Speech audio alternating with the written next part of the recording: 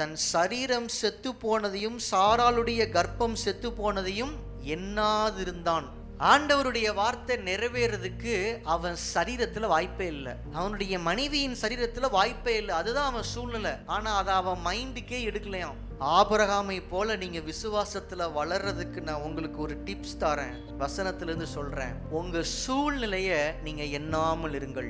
உங்க சூழ்நிலை உங்க மைண்டுக்குள்ள போகவே கூடாது. உங்க மைண்டுக்குள்ள என்ன இருக்கணும்னா 20வது வசனத்திலிருந்து பாருங்க. தேவனுடைய வாக்குத்தத்தத்தை குறித்து அவன் அவிசுவாசமாய் சந்தேகப்படாமல் தேவன் வாக்குத்தத்தம் பண்ணினதை நிறைவேற்ற வல்லவராய் இருக்கிறார் என்று. அவன் தன்னுடைய சரீரத்தை பத்தியோ இல்ல சாராளுடைய சரீரத்தை பத்தியோ அவன் எண்ணல.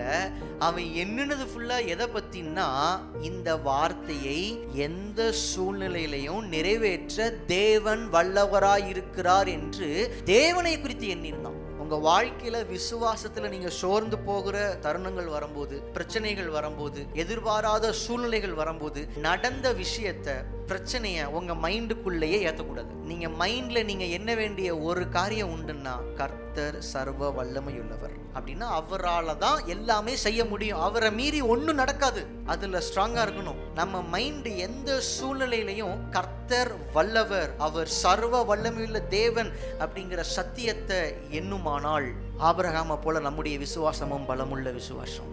ஆபிரகாமுக்கு ஈசாக்கு கிடைச்ச மாதிரி உங்களை குறித்து என்னை குறித்து கர்த்தர் சொல்லி இருக்கிற ஒவ்வொரு வாக்குத்தத்தங்களும் நிச்சயமாக நிறைவேறும்.